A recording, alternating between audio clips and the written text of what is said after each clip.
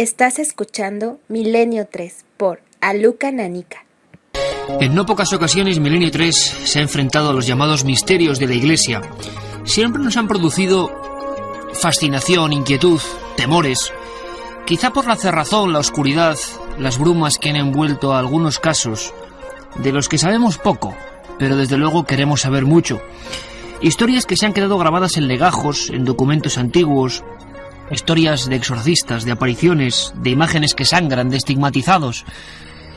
Durante el siglo XX se han abierto algunos archivos que nos han permitido poder sondear ciertas áreas del conocimiento eclesiástico. Los misterios de la Iglesia son muchos, quizá porque la propia Iglesia, la propia religión es el mayor de los misterios. Nosotros en Milenio hemos intentado viajar por algunos lugares, personajes y sucesos para intentar contaros con todo tipo de documentos. ¿Qué hay de realidad? ¿Qué hay de leyenda? ¿Qué hay de exageración? Uno de los que más nos impresionó tuvo lugar en España y fue Carmen Porter, la autora de este libro, que hoy recomendamos vivamente, Misterios de la Iglesia, la que quedó fascinada, impactada por lo que ocurría en una zona que no era muy lejana. No se refiere al Archivo Vaticano, no se refiere a misterios de la Plaza de San Pedro o de antiguas o viejas misiones en otras partes del mundo, no había que irse muy lejos. Hay dos historias que nos tocan muy de cerca, una en el país vecino, Portugal, bien conocida seguro por todos los oyentes, con muchos más misterios de los que se contaron, pero hay otra que, por polémicas, prohibiciones, censuras, ha permanecido oculta demasiado tiempo. O mejor que oculta, se han sabido pocas cosas. Ahora es el momento de poner la lupa y arrojar luz. San Sebastián de Garabandal. Solo mencionar este nombre ya implica una serie de conflictos internos entre la propia Iglesia, los fieles y los que creen que allí ocurrió algo asombroso. Es un lugar de poder, un lugar extraño, un lugar del que empezamos a saber nada más iniciarse la década de los 60. Es un sitio pobre, es un sitio donde la vida es dura, donde apenas hay luz ni agua y donde ocurren cosas demasiado extrañas que acabaron incluso volviéndose en contra de algunos protagonistas. Hoy en día, 43 años después de los sucesos, el pueblo ha cambiado completamente. Dicen que es uno de los lugares más caros y que muchos extranjeros buscan ahí su hueco, su ubicación, su domicilio, porque creen que va a ocurrir algo, que va a pasar algo. Carmen Porter, ¿cómo estás? Hola Iker, encantado de estar de nuevo aquí recomendando esta vez Misterios de la Iglesia, esos misterios, esos enigmas que tanto nos han ocultado durante años y que hoy vamos a tratar de darles un poco de luz. Yo creo que quizás, y ahora mismo la gente que esté repasando las páginas del libro puede darse cuenta que hay imágenes muy espectaculares y que seguramente las más fuertes, las más rotundas, al margen de imágenes que sangran o estigmatizados, son precisamente las imágenes en blanco y negro de unas niñas que yo creo que es difícil de exponer así con palabras tan solo, pero son unas niñas que caminan de rodillas por un paraje absolutamente boscoso, piedras en el suelo, no se hacen sangre, muchas llevan los ojos en blanco y las cuatro parecen entrar en hipnosis al mismo tiempo. Es la historia de Garabandal y es la historia de un pueblo ya bastante curioso y de una zona que muchos investigadores y especialistas, arqueólogos, hablaban de un lugar de poder. ¿Podríamos decir esto? ¿Es una barbaridad o no? No, no es una barbaridad. Además, quien se acerque hasta San Sebastián de Garabandal va a comprobar que es el último pueblo al que puedes ya acceder. Ya a partir de ahí no hay ningún pueblo más. Está la montaña. Es un lugar donde está completamente empedrado el suelo. Sigue hoy en día esa senda por donde iban hasta una campa donde están los pinos, que era donde supuestamente se aparecía lo que ellas decían que era la Virgen. Las protagonistas son 4 niñas, Iker, no tienen familiaridad entre ellas, aunque coinciden los apellidos, son Jacinta, Maricruz, Conchita y Loli, que un buen día en 1961-62 empiezan a tener una serie de visiones. Ellas están pues cogiendo unas manzanas del huerto de su profesor, del maestro de ese pueblo, y de repente escuchan como una especie de trueno, se asustan, creen que es una tormenta, se van hacia su casa, y en lo que es uno de esos recorridos hasta su casa, en el camino, una figura luminosa se aparece delante de ellas. Esa es la primera aparición que tienen, la que cuentan a sus familiares, a sus amigos, y nadie las cree. A raíz de eso empiezan a tener esas apariciones más a menudo, en días determinados, y ya la gente dice también que han sido testigos de ese fenómeno. Hay varias personas que aseguran ellos mismos haber visto a la Virgen. Pero incluso hay más. En apenas unos años, 4 niñas que salen a la misma hora, en el mismo minuto, sin tener reloj, de sus casas, salen cohipnotizadas y se juntan en una parte del pueblo, empiezan a sufrir una serie de procesos que muchos hablarían de histeria, otros hablarían de hipnosis colectiva. Se llegó a pensar, fijaos amigos qué teoría más curiosa, es la España de 1962, en un lugar, repetimos, totalmente aislado, a las puertas ya de la zona de las montañas cántabras, y pensaban que había alguien influyéndolas mentalmente. Pensaban y creían que había alguien que estaba dominando todo eso en una puesta en escena. Incluso también Iker se habló de fraude, pensando que era alguien de la casa, de cada una de las casas de las 4 niñas, que eran diferentes, que en determinado momento quedaban para avisarlas y que ellas se reunieran en ese mismo instante y salieran como en estado de éxtasis a un punto que era desde donde subían ya caminando con el cuello completamente hacia atrás e incluso de rodillas, como has apuntado tú antes. Pero lo más interesante, Carmen, es que en esta experiencia interactiva de la Biblioteca del Misterio, la gente puede estar escuchándonos y puede tener ese libro en las manos. Por lo tanto, puede estar viendo la imagen de esas caras desencajadas, esas caras que proferían una serie de sonidos que ahora vamos a escuchar y que son caras absolutamente inhumanas en algún momento. Se transformaban por completo, los ojos daban la vuelta, se convertían en pupilas blancas, las manos se extendían en un rigor que parecía el rigor mortis, se quedaban rígidas. Hay escenas en las cuales los médicos, y los publicas en tu libro, llegaban a pinchar con alfileres en los ojos de las niñas para comprobar si había anestesia total en ese cuerpo, y ocurría. Pero podemos ir, Carmen, un poco antes, porque nosotros siempre intentamos ver todo el contexto. Garabandal es un lugar proclive a los fenómenos extraños, que solo a partir del 60 se empiezan a identificar con fenómenos que tienen que ver con la religión, con la Virgen. Claro, 4 niñas lo que ven es una figura extraña. ¿Qué iba a ser? La Virgen, evidentemente, en ese contexto social, con el cura diciéndoles lo que han visto. Pero había gente que antes y después había visto cosas muy extrañas. Vamos a conectar con el historiador Mariano Fernández Urresti, que esto sí que yo creo que nunca hizo una confesión tan valiente, porque él es una persona que analiza estos temas desde fuera, pero fue protagonista de una historia en ese mismo lugar, en la campa de Garabandal, y nos lo confesaba así. En un momento dado, mientras estábamos allí, apareció, y no te sé decir de dónde vino, una figura extraña que vestía algo parecido a un hábito de franciscano. Vamos a poner ese ejemplo porque es el que se nos ocurrió entonces y el que siempre utilizamos.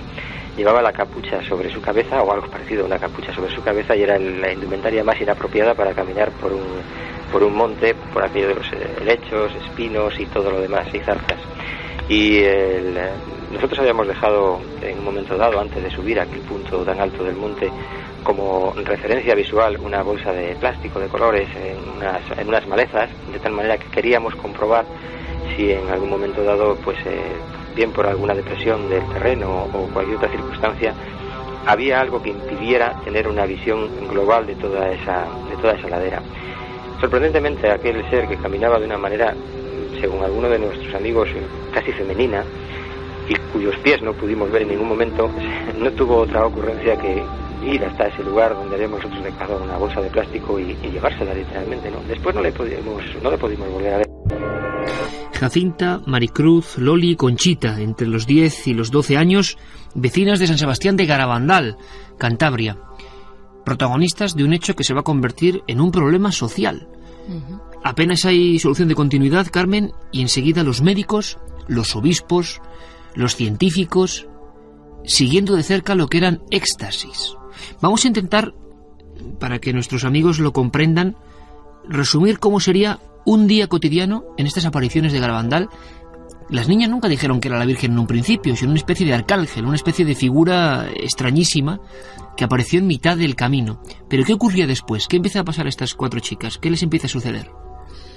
Pues comentábamos antes los éxtasis tremendos en los que entraban. En un principio es simplemente el pueblo el que se empieza a hacer eco de estas apariciones que la gente, que el pueblo denominó marianas. Creían que se aparecía a la Virgen, aunque bien es cierto que anteriormente ellas hablaban de una figura como de un ángel.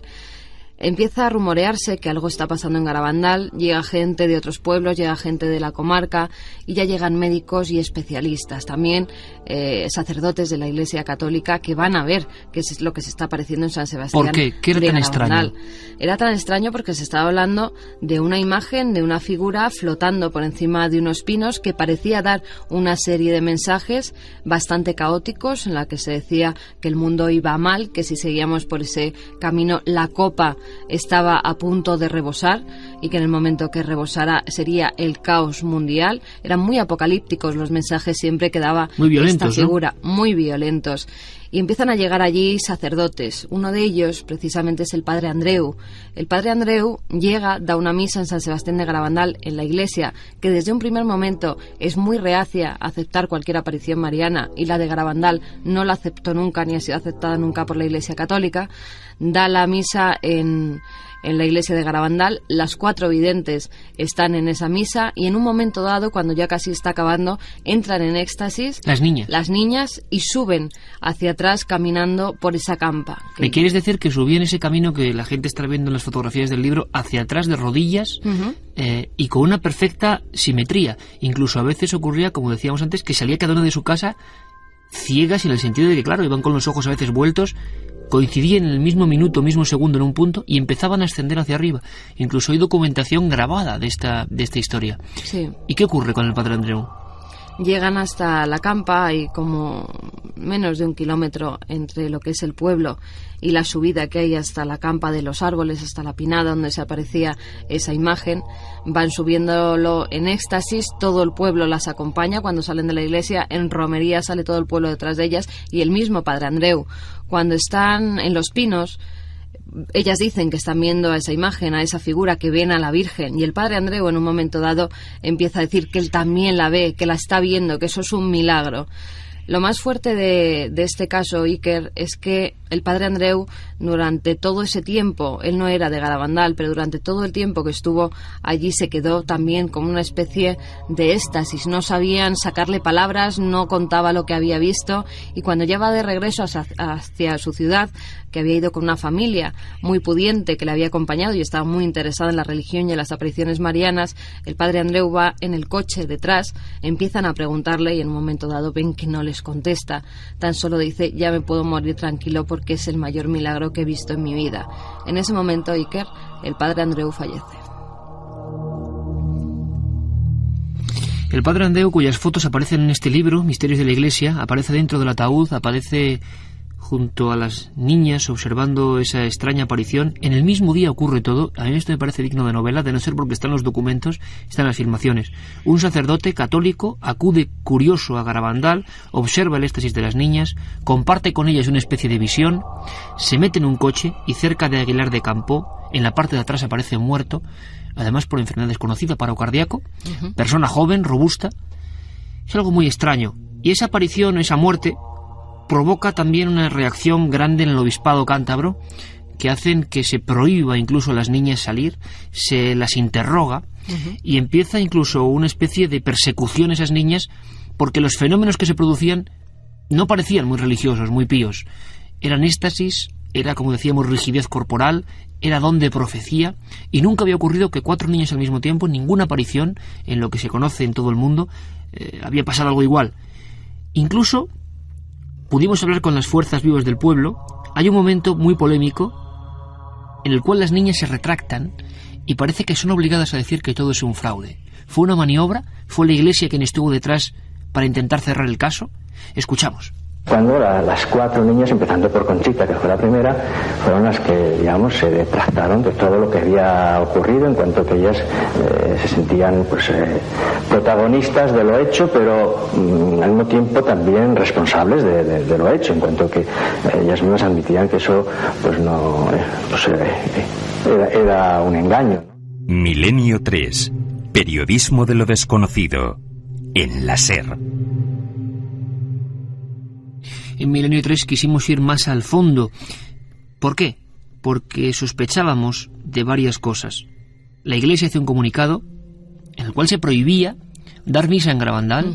Se prohíbe a todos los sacerdotes que vayan incluso a Los Pinos a dar allí misas, porque los sacerdotes, cuando vieron que tanta gente subía hasta la campa, pues empezaron a otorgar allí la palabra de Dios, y no en la iglesia. Ya no había nadie en la iglesia, y en cambio en la campa estaba todo el mundo, con sacerdotes incluidos. Entonces la iglesia desde ese momento prohíbe a todo sacerdote que dé misas en la campa de Garabandal. Y se prohíbe incluso la publicación de cualquier cosa que tenga que ver con Garabandal. Nunca había ocurrido en España una autocensura tan brutal. Quizá porque las palabras de esas niñas, como decíamos, eran algo muy violento. Hablaba de fuego, de destrucción, de que algo iba a ocurrir, ¿no? Había ocurrido en un caso anterior de apariciones también un poco extrañas y mucho menos conocidas que son las de Garabandal, que era el caso de Ezquioga. En Ezquioga también Guipúzcoa. la Iglesia hace una campaña en contra de esas apariciones, las tapa por completo, prohíbe cualquier artículo, quema cualquier libro que hable sobre el tema, y quieren tapar por completo esas apariciones. Dicen que allí lo que se aparece no es algo divino, sino algo demoníaco. Algo demoníaco. Los testigos, muy brevemente, Carmen, de Ezquioga, que también aparecen en este libro, en Misterios de la Iglesia, esos niños acaban en un manicomio y presos. Niños incluso. Sí, había los principales videntes de Ezquioga, eran niños de corta edad. Año 31. De corta edad, y además, pues ellos ven a una figura que las apariciones marianas no se ha vuelto a ver una figura nunca igual. Es una especie de figura negra, encapuchada, con una espada en la mano. Y no solo lo describen niños, sino varias personas del pueblo, a las que luego se suman otras que fueron fraudulentas. Hubo también mucho fraude en Ezquioga, porque la gente, llegaron a ser 1000 los videntes que había en ese pequeño pueblo, y muchos de ellos, la mayoría de ellos, mentían. Se hacían con cuchillas heridas, ¿no? Se hacían estigmas, algunas de ellas llegaron a hacerse estigmas, pero efectivamente los médicos enseguida comprobaron que se las realizaban con cuchillas cortándose las manos. Esos estigmas son esas marcas, para los oyentes que no lo sepan, esas marcas que aparecen tanto en las manos como en los pies, rememorando la crucifixión de Carmen, Cristo. pero hay una cosa muy importante. Año 31, y esto tú lo recuperas en el libro, pero no se sabía para nada, con documentos, esos niños son incluidos en el psiquiátrico más duro de la época, el de Mondragón, y ahí se acaba la historia. Con Garabandal pudo pasar algo parecido. Hicimos una investigación en vivo, acudimos al lugar, hablábamos, por ejemplo, con la tía de Conchita, la tía de la principal vidente de esas 4 niñas, y fijaos lo que nos contaba. Aquella maniobra de la Iglesia era mucho más sospechosa. Lo que había era una amenaza velada, una amenaza de que, de seguir por ese camino y no decir que era un fraude, irían a la cárcel o a un manicomio. Se actuó de la misma manera que 30 años justo antes. Escuchamos. Desistes de esto de Garabandal, serás una señorita, te meteremos en un colegio y eso. Si no desistes de esto, a ti te llevaremos a un manicomio y a tu familia a la cárcel. A ti te llevaremos a un manicomio y a tu familia a la cárcel. Y desde ese mismo instante, 1962, se deja de informar del asunto de Garabandal. Se deja de informar públicamente casi de esa historia. Pero los fenómenos continuaban. Es lo más curioso. Es decir, Carmen, que a pesar de esa censura, de ese férreo seguimiento, de ese interés por que no se diga nada, esas niñas seguían saliendo, seguían sufriendo éxtasis. Incluso tenemos las famosas escenas del doctor Punzernau pinchando, o incluso con focos de luz o linternas proyectándolos en los ojos de estas personas. A las niñas se les hizo todo tipo de experimentos, Iker. Los médicos que allí acudían, pues acudían, como bien has dicho, con focos, e iluminaban los ojos de las videntes cuando estaban en éxtasis, y estas no reaccionaban, no parpadeaban a esa luz.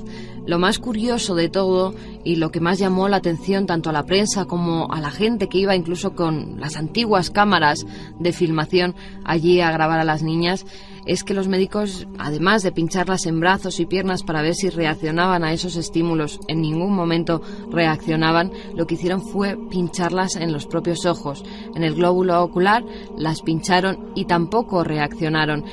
En un estado de éxtasis, decían, en una histeria tan fuerte que no tuviera pues ninguna reacción, esos estímulos que las estaban. Podía ser, muchos médicos decían que era eso, que era una histeria en la que estaban sumidas estas 4 niñas. Otros pensaban que era algo divino, porque nadie podía soportar esos martirios, esos fenómenos que tenían. Y hubo gente incluso que dijo caer en éxtasis y en el primer momento que les pinchaban reaccionaban. Sabían que les habían pinchado con una aguja y por el propio sentido del brazo o del cuerpo reaccionaban esos estímulos. Las 4 niñas, en cambio, no. Eso era una de las cosas más curiosas, pero otra de la que mucha gente también es testigo es de la levitación de una de las niñas. Creo que incluso hay documentos en los cuales Mercedes Alisachs, la famosa escritora, llega a presenciar uno de estos fenómenos. Efectivamente, ella es testigo de cómo una de las videntes, creo que era Conchita, que es la principal vidente de toda esta historia, levita, se alza durante unos segundos del suelo unos cuantos centímetros. Incluso llegan a meter un bastón por debajo para ver si había alguna especie de truco. Si hay una fotografía. Hay una fotografía, efectivamente. Lo que pasa que en la fotografía no se puede ver muy bien porque la falda está caída y decían que todo había sido un montaje fotográfico de la época, pero que aquello era un fraude.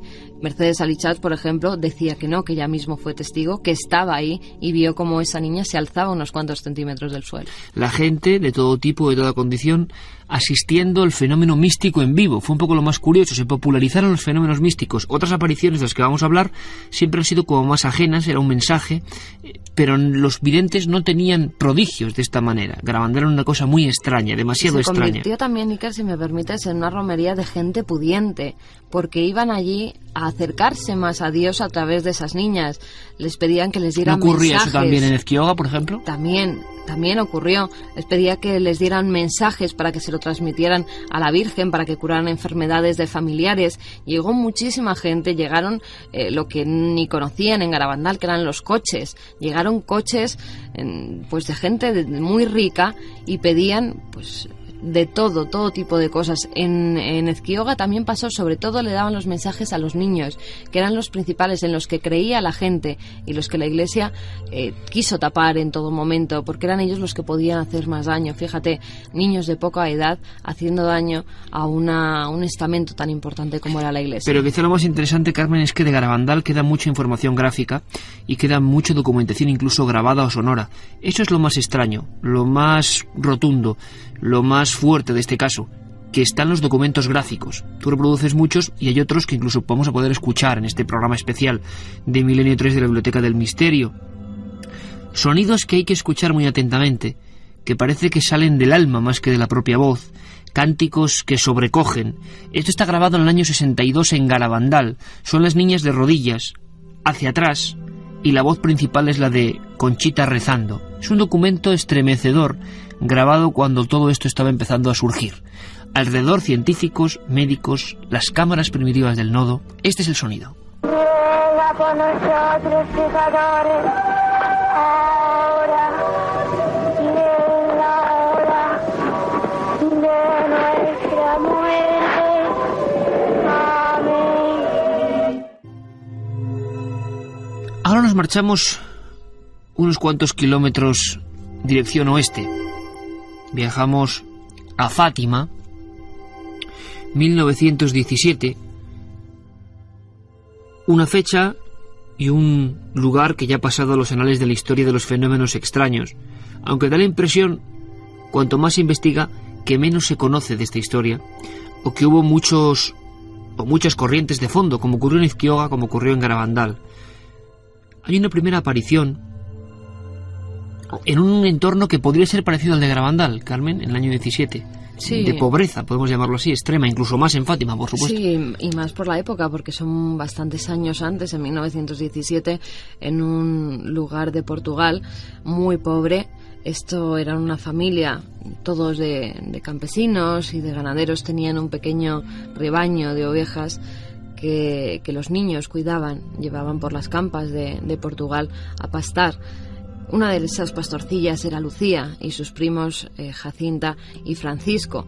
Ellos son los principales videntes de Fátima, se convierten a nivel mundial en los más conocidos dentro de las apariciones marianas, también porque la Iglesia en este caso sí le dio veracidad al caso. Pero todo empieza en una historia oculta en Fátima, Iker. ¿Hay algo previo? Hay algo previo. Las primeras apariciones en mayo de 1917 no son esas. Anteriormente, un año antes, Lucía, junto con otras 3 chicas del pueblo, están pues con sus rebaños mientras ellas comían, empiezan a ver pues que empieza el tiempo a cambiar, deciden refugiarse, se meten debajo de un árbol y en ese momento ven como de un rayo que cae sale una figura. Las niñas lo describen, llegan a su casa asustadas y lo describen como una figura, un ser sin cabeza. Eso no se sabe en Fátima, esa historia previa, la que se conoce y ha sido mundialmente propagada por todas partes es la de 1917, la de mayo, que es cuando Lucía, Jacinta y Francisco ven cómo se aparece una imagen que ellos identifican con la Virgen. Pero entonces, Carmen, tenemos la misma pieza que vuelve a repetirse en diferentes apariciones marianas y que sería por lo menos digna de reflexión. Lugares donde antes siempre han ocurrido cosas, lugares en claves de poder. No surge todo por una aparición, sino que ha habido fenómenos extraños anteriormente. Efectivamente, y he dicho mal, porque ellos en un principio esa imagen que ven en mayo del 17 no la identifican con la Virgen. Ellos la primera declaración que hacen ante el canónigo Formigao, que es la persona dentro de la iglesia que primero les interroga y al que principalmente describen lo que han visto, ellos dicen que han visto a una mujer, que parecía ser una mujer de pequeñas dimensiones, calva o con una especie de casco cristalino en la cabeza, con una especie de capa abultada que llevaba hilos de oro alrededor y que porta una especie de bola de luz que lanza como rayos luminosos en sus manos. Esa es la primera descripción que además se guarda y es cuando Fina Darmada, una historiadora que está haciendo una tesis de otra cosa completamente diferente, da con esos documentos y saca a la luz esta historia, Iker, que son los principales testimonios que dan sin que ningún sacerdote influya en Lucía, en Francisco y en Jacinta. Un extraño ser, un extraño individuo que, bueno, parece que hay algún tipo de conexión extraña en el sentido de que pudo presentarse de una manera inesperada, inquietante. No tenía nada que ver con lo que era la imagen típica de la Virgen de Fátima que luego nos ha quedado. Y ahí radica uno de los grandes misterios, es decir, ¿qué vieron realmente los niños? ¿Por qué luego variaron su testimonio? ¿Por qué lo fueron adoptando a lo que eran las formas típicas que pretendía la Iglesia? ¿Por qué no se ha hablado hasta que Fina Darmada, casi rozando los años 80, accede a esos informes de lo que era la primigenia figura vista en Fátima?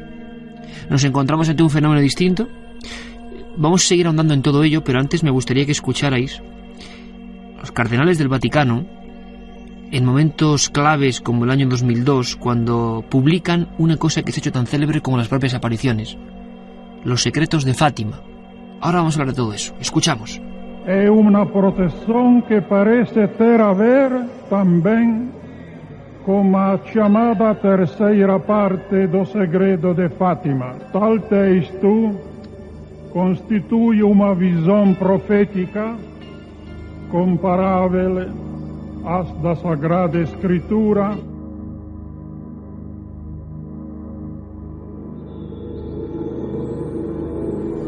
Visión profética comparable a la Sagrada Escritura. Al parecer, Carmen, la diferencia con Fátima es que hay una serie de mensajes que empiezan a producirse en esos mismos días 13, que son rotundos, que dan una información que ha mantenido en vilo a mucha gente, los secretos de Fátima. Quizá la gente empiece también a ser consciente de lo importante de este fenómeno cuando el 13 de octubre, apenas 5 meses después de la primera aparición, algo ocurre y accede la prensa, y hay fotografías, podemos verlas en tu libro. Se llamó la danza del sol. Fue, digamos, el fenómeno que convenció a mucha gente. Sí, a lo largo de esos meses, todos los días 13 menos uno de ellos, en que los videntes son secuestrados literalmente por el alcalde de uno de los pueblos cercanos, que no creía en esas apariciones, que estaba harto de que la gente fuera en romería todos los días 13 a ver qué se aparecía allí, que era ateo. y él los secuestra, incluso los lleva a su pueblo, los mete en unos calabozos y les dice que o cuentan la verdad de una vez o que los va a achicharrar en aceite hirviendo. Hace creer a los videntes, a cada uno de ellos, los va interrogando por separado y no vuelven a aparecer, no los vuelve a llevar por ejemplo, interroga a Jacinta y no la vuelve a llevar ni con Lucía ni con Francisco. La deja en otro cuarto y hace creer a su prima y a su hermano que la ha frito en aceite. Eso es una de las cosas más fantásticas que llegan a hacer en las apariciones de Fátima y que muy poca gente conoce, pero también en este caso no fue la Iglesia, sino fue el otro lado, el ateísmo, quien intentó ocultar estas apariciones. Menos en esa fecha, en todas las fechas, en todos los días 13 se aparece, o dicen que se aparece esa figura, que luego ya, después de hablar con sacerdotes, los niños identifican con la Virgen. Dicen que es una mujer bellísima, más radiante que el sol, la describen. Y en esos días 13 empieza a dar una serie de mensajes. No hay 3 secretos en Fátima, hay un secreto que se divide en 3 partes. Los videntes son testigos de la primera parte, que es como una visión del infierno. Esa figura virginal les enseña lo que es el infierno. Ven almas quemándose, ven gente con unas caras de horror terribles. Ellos quedan muy, muy tocados con esa imagen que pueden ver, con esas imágenes tan terribles, tan tremendas. Tienen mucho miedo a ese infierno. Luego les da la segunda parte del mensaje, es la que habla de la conversión de Rusia, por ejemplo, que se iba a convertir. Y la tercera parte, que es la que oíamos hace pocos minutos, en esa que se decía que estaba pronosticado, estaba predicho el atentado a Juan Pablo II, al Papa Juan Pablo II. Hubo mucha polémica con ese tercer secreto, Iker, porque en años anteriores, incluso en periódicos alemanes, salió publicado lo que sería esa parte del tercer secreto de Fátima y no tenía nada que ver con el atentado que sufrió el Papa a manos de Ali Agca en 1982. No era ni por el más mínimo de los informes parecido. En ese tercer secreto de Fátima que sale publicado en el periódico alemán, se dice que vamos hacia el caos, que como sigamos por esta senda dando de lado a la religión, la humanidad va a terminar, que va a ser todo muchísimo peor y que al final pues esto nos llevará al fin del mundo, al fin de la humanidad tal y como la conocemos hoy en día.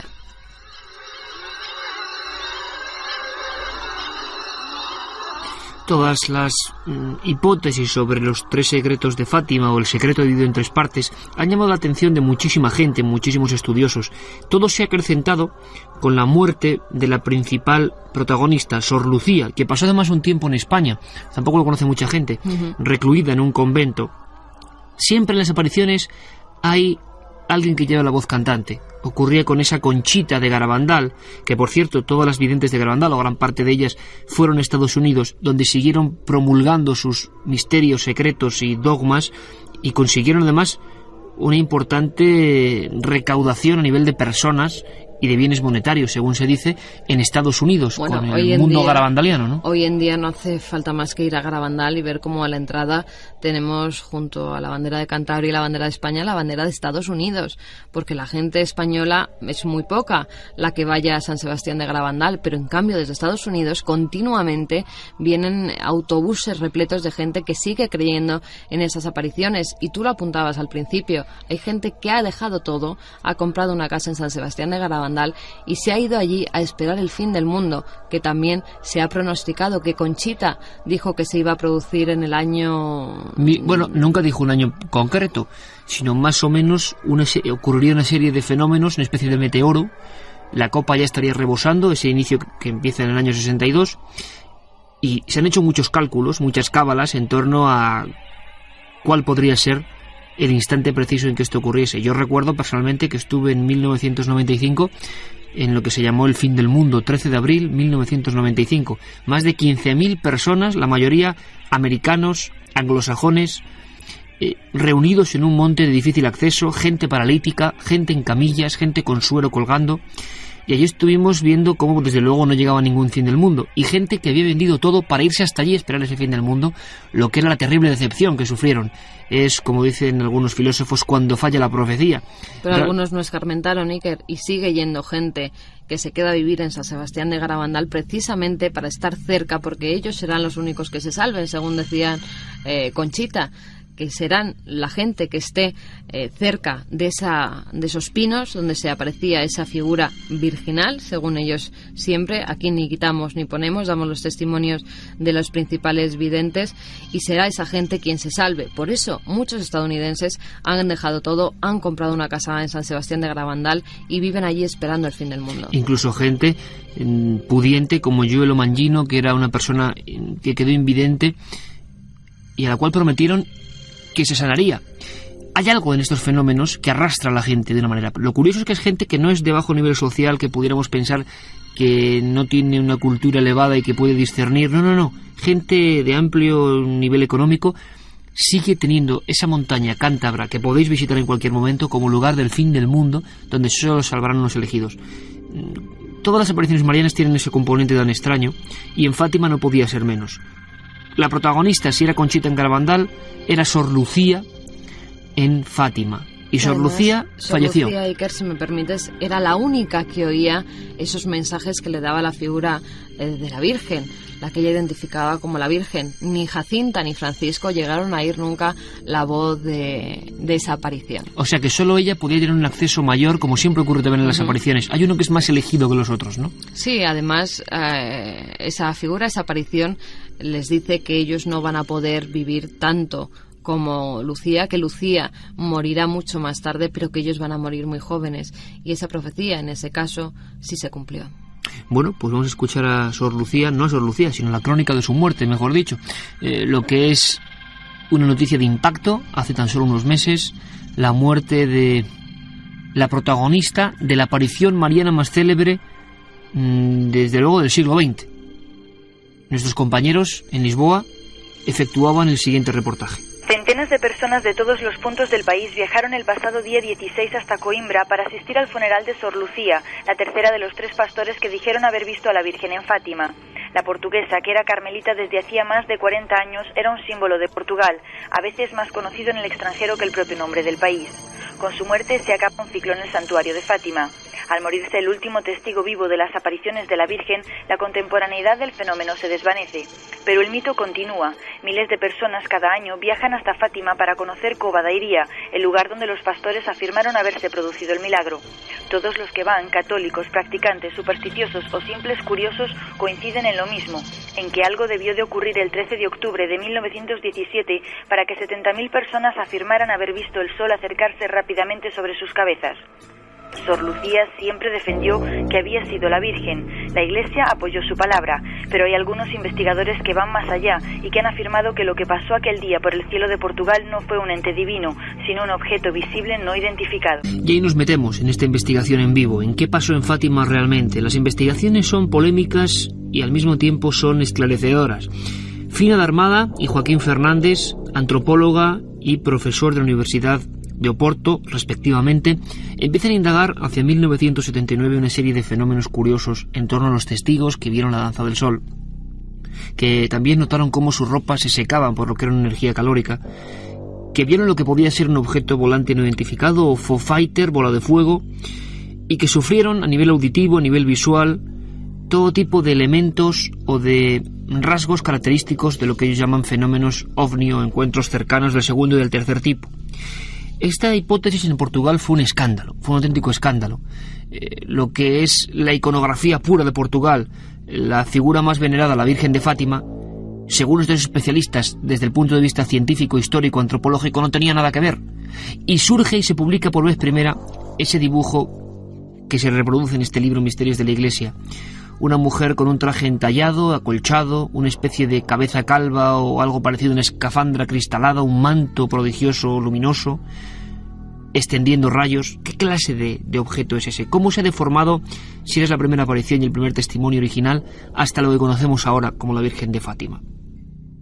La investigación de Fina de Armada y de Joaquín Fernández deja a muchos con la boca abierta. Incluso hacen un primer ensayo, que será luego fruto de un libro, que es Fátima, encuentros cercanos del tercer tipo.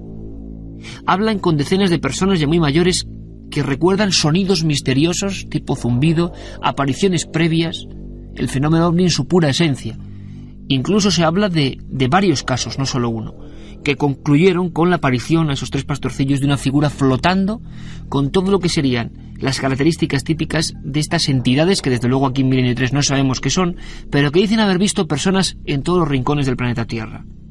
Tuvimos la oportunidad y el placer de hablar con Fina de Armada directamente, y así nos contaba cómo inició aquella investigación que, como decíamos, se acabó convirtiendo en un escándalo.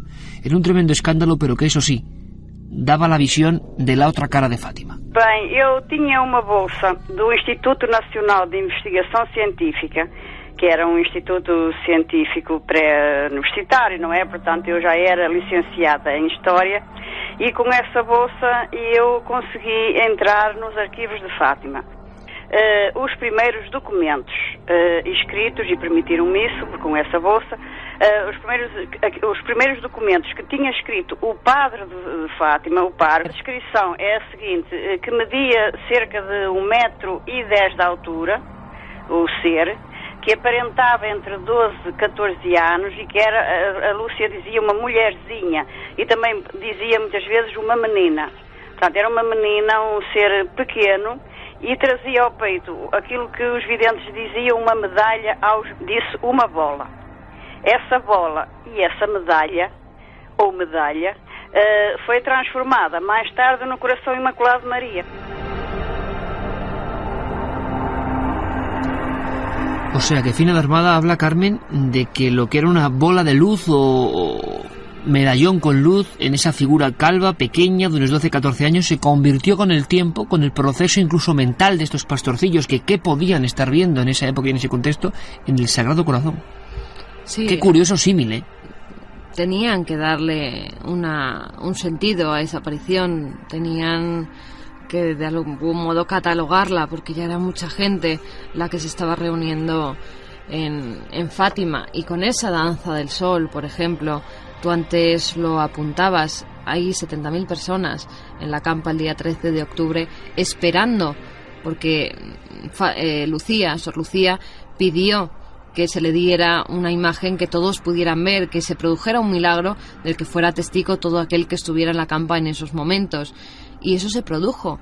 Hubo gente que estaba allí, era un día muy lluvioso, la gente estaba completamente calada, se pueden ver las fotos de todas esas personas con paraguas, tapándose con chubasqueros, y en un momento dado sí que es cierto que ven como una figura muy luminosa va hacia ellos. Ellos creen que es el fin del mundo. De nuevo volvemos con el fin del mundo. Siempre en las apariciones marianas sale por algún lado este tipo de fenómeno. En este caso, la gente ve como esa bola de luz va hacia ellos, va en avalancha, se creen que los va a arrasar, incluso se tiran al suelo, empiezan a rezar pidiendo clemencia, pidiendo que no les pase a ellos, y tuvo que tener algún efecto calórico, porque lo cierto es que tanto el suelo como el ropaje de la gente que estaba allí viendo ese extraño fenómeno quedó completamente seco cuando estaban calados hasta los huesos. Y no solo eso, hubo gente que dijo que dentro de esa bola luminosa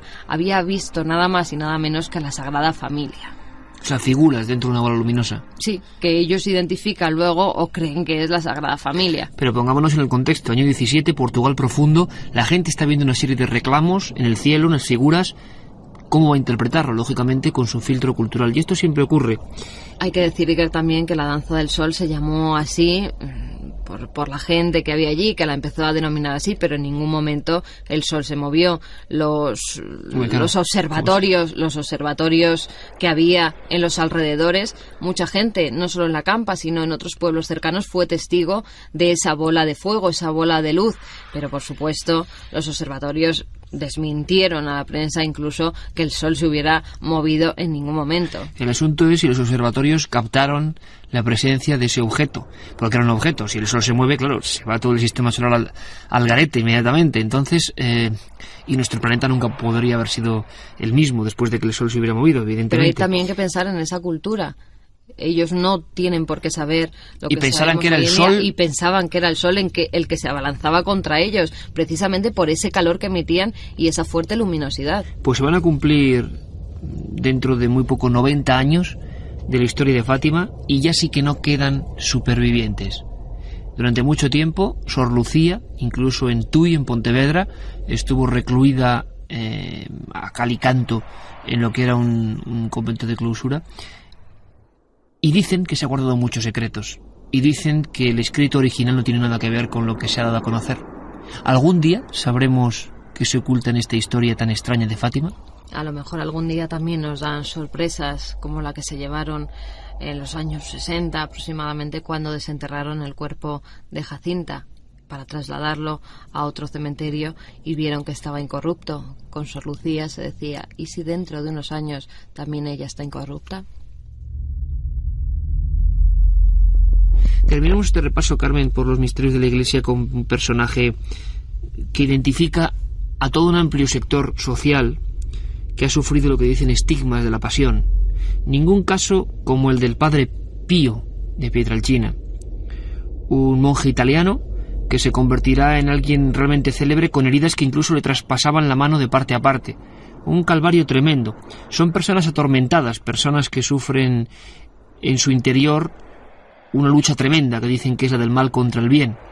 ¿Quién sabe? Vamos a escuchar a un especialista vaticano, Joseph Fius, que nos habla y nos describe la historia, para quien no la conozca, de este singular personaje que durante el siglo XX provocó no pocos escándalos en torno a si realmente estaba poseído por algo divino o por algo totalmente distinto. Escuchamos la historia del Padre Pío. El 20 de septiembre de 1918 estaba el Padre Pío enfrente del cuerpo resucitado de Cristo. De las señales de la crucifixión en el cuerpo resucitado de Cristo salieron unos rayos de luz. Un doctor de Dublín me dijo que pudo tratarse de una fuerza de energía. Los rayos atravesaron la habitación y se proyectaron sobre el Padre Pío, abriéndole unas heridas secretas que han estado sobre su cuerpo 8 años enteros. Los estigmatizados, todo un misterio que nace en la Edad Media y que se prolonga hasta nuestros días en diferentes personajes, pero ninguno tan célebre como el Padre Pío. Hay que decir, gran cantidad de fraudes, porque no hay nada más fácil que hacerse unos estigmas, está clarísimo, pero sí el Padre Pío provocó investigaciones realmente interesantes, ¿no?, en su época. Sí, es el más célebre de todos, ¿no? Es el más célebre de los estigmatizados, sobre todo por todo el follón que se montó a su alrededor, por la de gente de otros países que iba a visitarle a esa pequeña localidad italiana de Pietrelcina. La verdad es que él decía que no sabía cómo se habían formado esas heridas tanto en sus manos y en sus pies. Es más, desde un principio, cuando él empieza a ver que sus manos están taladradas, él lo oculta incluso a los frailes que viven con él, hasta que en determinado momento, un día dando misa, ya se dan cuenta de que sufre esos estigmas, esas heridas.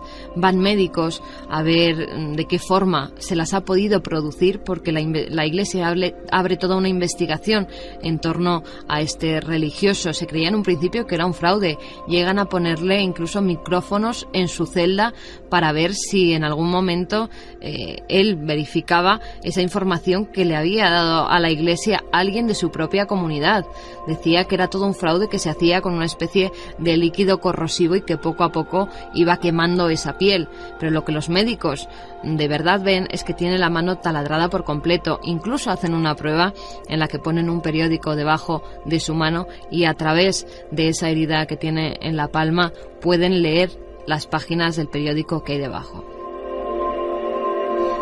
Y ya para ir finalizando, Carmen, en esta especie de lejana introspección de lo que es lo que son algunos fenómenos misteriosos dentro del ámbito de la Iglesia, figuras como el Padre Pío siempre han tenido una vida atormentada, visiones que podíamos llamar dignas de fenómenos paranormales, peleas terribles y don de profecía, con casos muy curiosos, ¿no?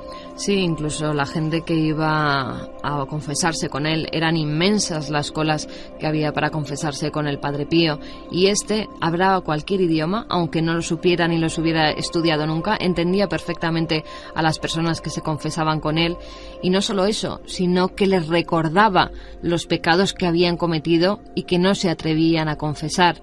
Se convirtió en un hito milagroso tanto dentro de Italia como del resto del mundo, porque empezó a acudir gente de todas partes del mundo a confesarse, o por lo menos a ver a ese santo vivo, porque todos los santos los tenemos cuando ya mueren, pero este era un santo vivo que podían tocar, que podían oír sus misas, que podían comulgar con él y confesarse.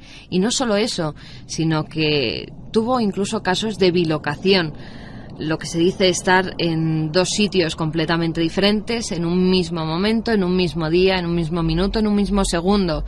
En uno de esos casos estaba dando misa, testigos, cientos de personas que estaban allí escuchándole, estaba dando misa en su convento de Pietrelcina, y a la vez estaba en el despacho de un alto dirigente militar que por una serie de causas que había tenido en una guerra intentaba suicidarse, estaba a punto de quitarse la vida con una pistola apuntando a su cabeza. Había dicho que nadie le molestara, y es entonces cuando ve aparecer en ese despacho a un fraile con barba blanca, con cara de bonachón, que le dice que va a cometer el mayor error de su vida, que todo en esta vida tiene solución y que sería absurdo ese suicidio. Él no identifica en ningún momento al Padre Pío, no sabía nada de él, no le conocía y no le interesaba la religión. Pero cuando empieza a interesarse en el tema, empiezan a hablarle de un ser muy especial que hay. Él tiene una especie de conversión, ese militar tiene una especie de conversión, empieza a creer más en Dios, empieza a ir a misa, y cuando ya le hablan de este personaje, decide ir a visitarle para ver, como curiosidad, para ver qué es. Cuando estaba allí dando misa tan tranquilamente el Padre Pío, cuando ya acaba, la gente se acercaba para tocarle, para poder charlar unos segundos con él. Y es el Padre Pío el que se le acerca y le dice: comandante, ¿no ve usted el error que podía haber cometido esa noche cuando fui a visitarle a su despacho? Incluso, y para terminar, se hablan de extrañas profecías con Juan Pablo II, el Papa, al que le vaticinó, cuando era apenas un muchacho, que él llegaría a ser el máximo exponente de la Iglesia de Roma. Fenómenos místicos, fenómenos extraños, fenómenos ocultos bajo pilas de legajos y cuando no en celdas bien profundas. Los misterios de la Iglesia, solo hemos sondeado parte de ellos, las apariciones y las personas dignas de ser analizadas, incluso bajo el punto de vista científico. Los estigmatizados han provocado muchos análisis científicos y psiquiátricos. Nosotros, con la nave del misterio, con Roberto Cuadrado a los mandos de esta especie de planeador mágico que viaja en el tiempo y el espacio, hemos intentado mostraros algunos documentos, algunas historias. La opinión, como siempre, la vuestra.